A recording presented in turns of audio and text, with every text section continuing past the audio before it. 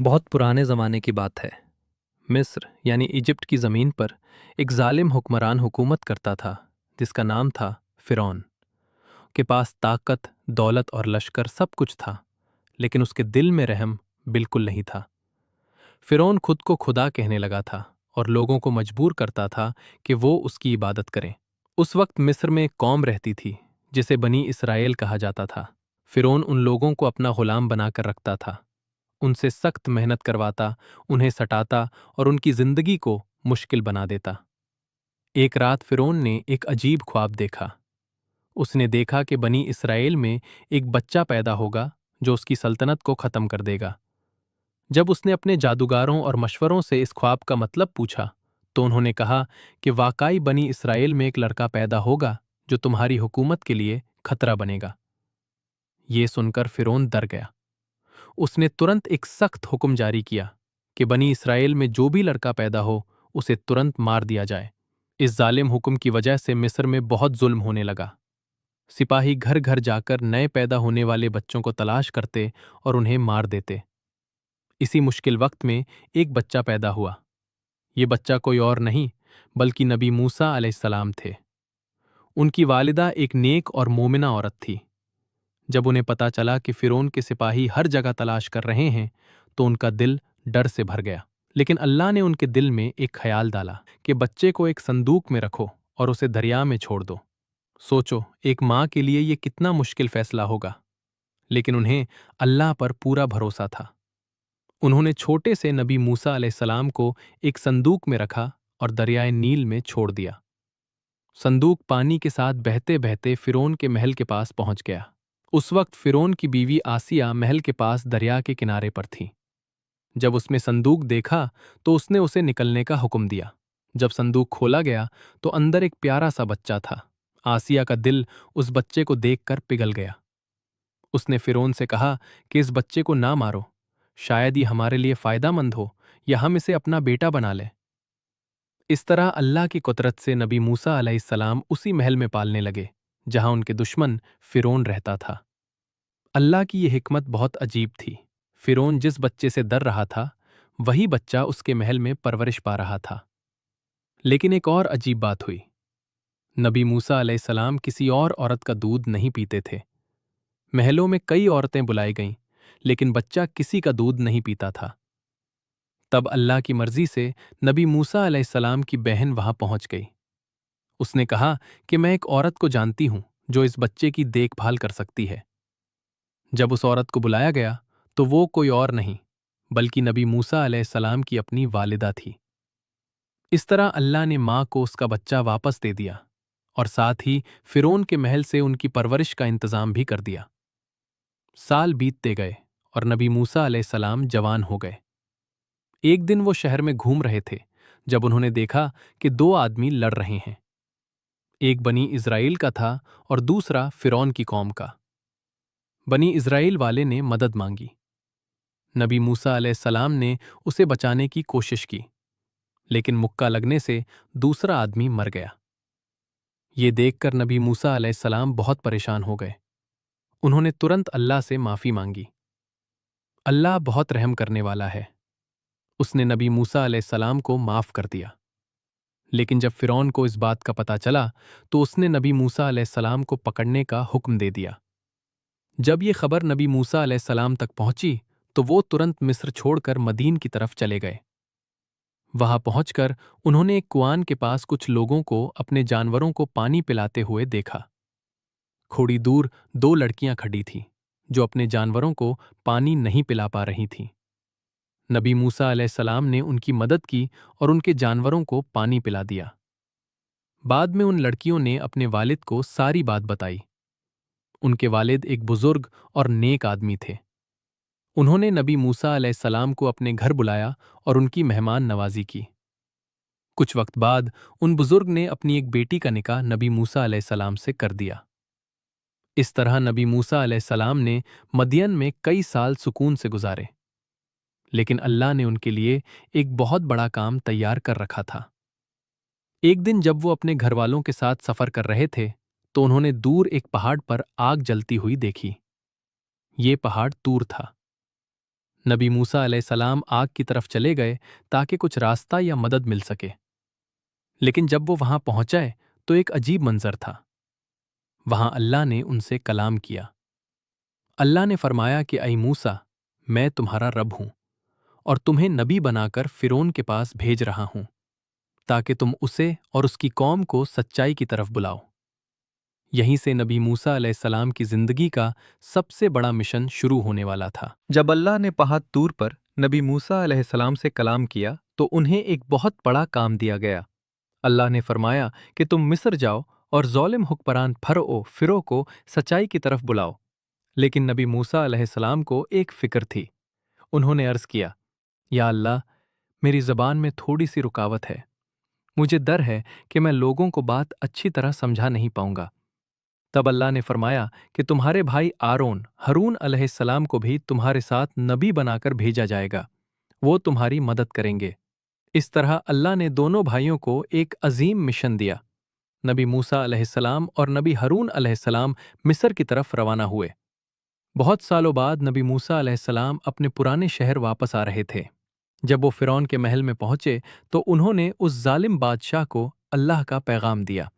उन्होंने कहा, मैं अल्लाह का भेजा हुआ नबी हूं। तुम अपने आप को खुदा कहना बंद करो और बनी इसराइल को आज़ाद कर दो। फिरौन गुस्से से भर गया।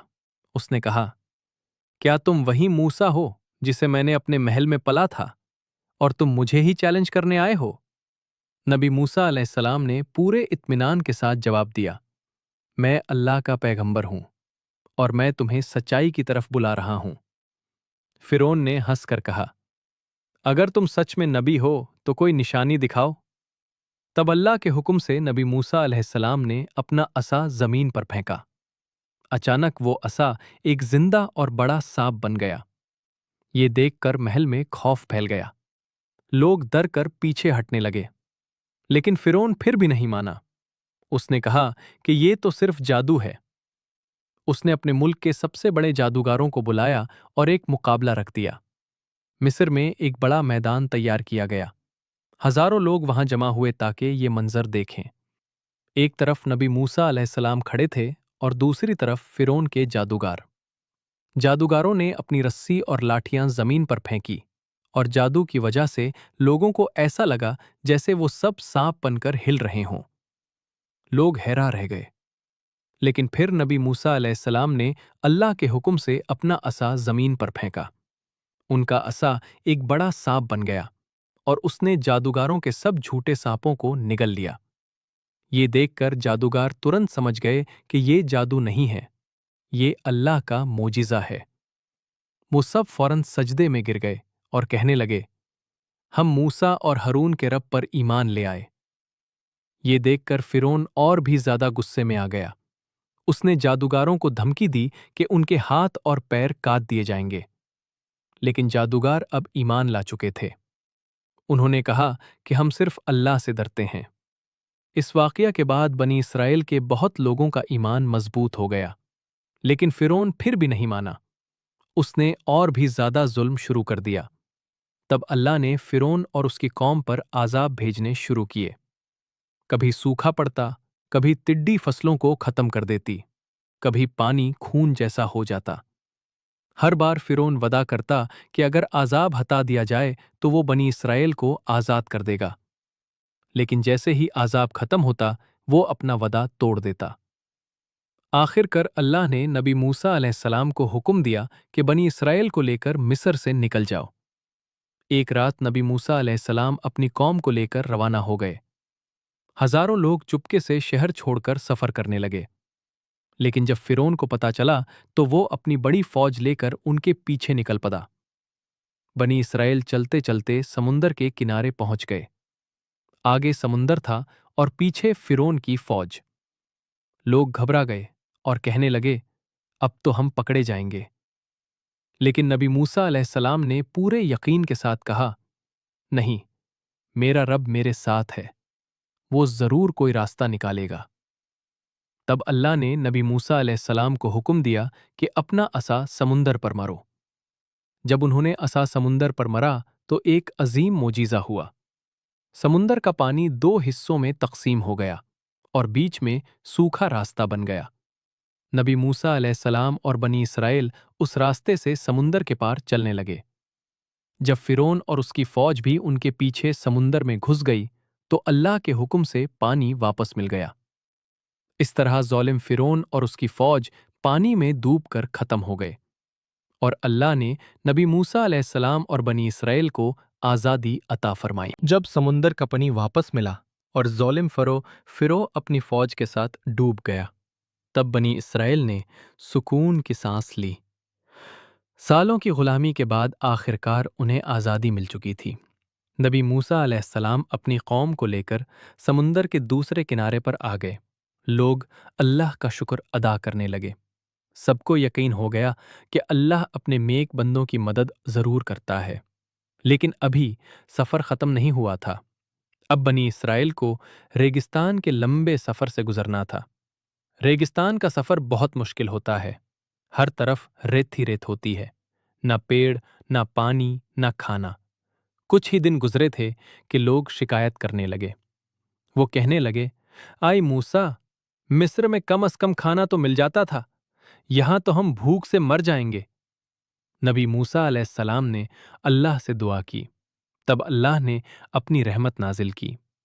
आसमान से एक खास खाना नाजिल होने लगा जिसे मन्ना और सलवा कहा जाता है। मन्ना एक मीठा सा खाना था जो सुबह सुबह जमीन पर गिर जाता था, और सलवा एक परिंदा था जिसे लोग आसानी से पकड़कर खा सकते थे। इस तरह अल्लाह ने रोज बनी इसराइल के लिए खाने का इंतजाम किया। सिर्फ खाना ही नहीं, अल्लाह ने उनके लिए साए का भी इंतजाम किया। दिन की सख्त गर्मी में बदल उन पर साया कर देते थे ताकि उन्हें धूप की तकलीफ ना हो। लेकिन अफसोस की बात यह थी कि कुछ लोग फिर भी शुक्र अदा करने के बजाय शिकायत करते रहते थे। एक दिन बनी इस्राइल ने कहा, ए मूसा, हम रोज एक ही जैसा खाना नहीं खाना चाहते, हमें जमीन की सब्जियां और अनाज चाहिए। ये सुनकर नबी मूसा अलैहिस्सलाम को अफसोस हुआ कि इतनी रहमतों के बाद भी लोग शुक्र नहीं कर रहे। कुछ वक्त बाद अल्लाह ने नबी मूसा अलैहिस्सलाम को पहाड़ तूर पर बुलाया। ये वही पहाड़ था जहां अल्लाह ने पहले भी उनसे कलाम किया था। नबी मूसा अलैहिस्सलाम ने अपनी कौम से कहा कि वो कुछ दिन के लिए पहाड़ पर जा रहे हैं। फिर वो पहाड़ तूर की तरफ चले गए जहां अल्लाह ने उन्हें अपनी किताब अता फरमाई। इस किताब को तौरत कहा जाता है। तौरत में अल्लाह के हुक्म और हिदायत थीं ताकि बनी इसराइल सीधा रास्ता अपना सकें। नबी मूसा अलैहिस्सलाम पहाड़ पर 40 दिन तक रहे, लेकिन इस दौरान बनी इसराइल में एक अजीब वाकया हुआ। उनके दरमिया एक आदमी था जिसका नाम समीरी था। उसने लोगों को गुमराह करना शुरू कर दिया।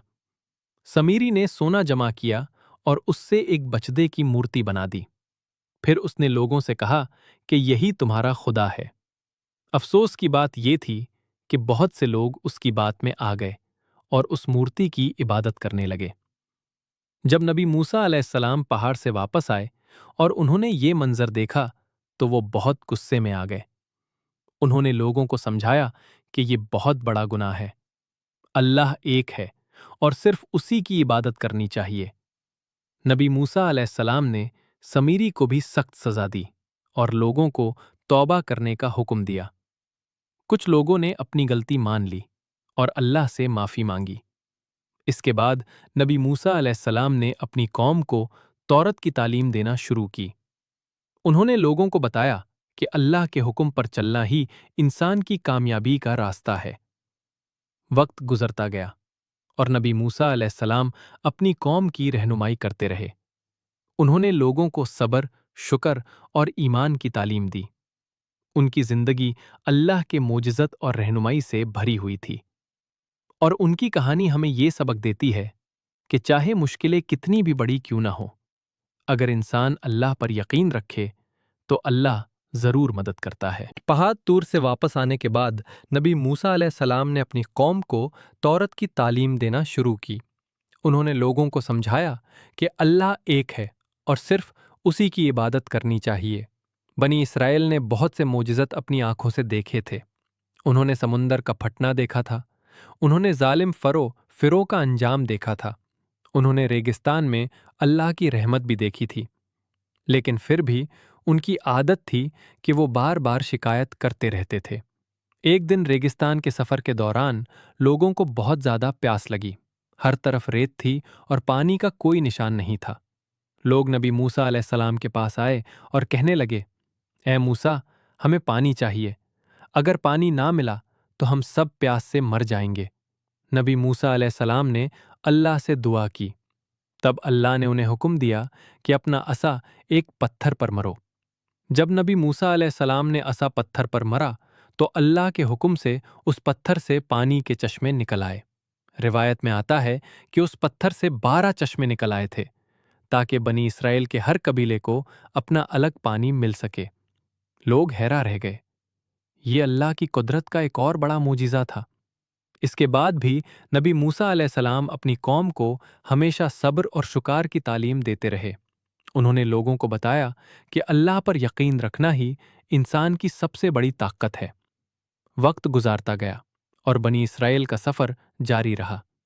एक वक्त ऐसा भी आया जब अल्लाह ने उन्हें एक मुक़द्दस ज़मीन में दाखिल होने का हुक्म दिया, लेकिन जब उन्हें पता चला कि वहाँ ताकतवर लोग रहते हैं तो उन्होंने डर कर मना कर दिया। उन्होंने कहा, ए मूसा, वहाँ बहुत ताकतवर लोग हैं, हम वहाँ नहीं जा सकते। ये सुनकर नबी मूसा अलैहिस्सलाम को बहुत अफसोस हुआ। उन्होंने समझाया कि जब अल्लाह मदद करता है तो कोई भी दुश्मन ज़्यादा ताकतवर नहीं होता। लेकिन उनकी कौम के ज़्यादातर लोग डर गए और अल्लाह के हुक्म पर चलने से मना कर दिया। इस वजह से अल्लाह ने फैसला किया कि वो कौम 40 साल तक रेगिस्तान में भटकती रहेगी। इस दौरान नबी मूसा अलैहिस्सलाम अपनी कौम की रहनुमाई करते रहे और उन्हें अल्लाह की इबादत की तरफ बुलाते रहे।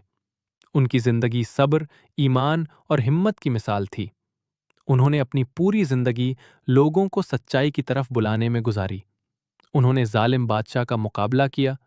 उन्होंने अपनी कौम को गुलामी से आज़ादी दिलाई। उन्होंने अल्लाह के पैगम को लोगों तक पहुंचाया।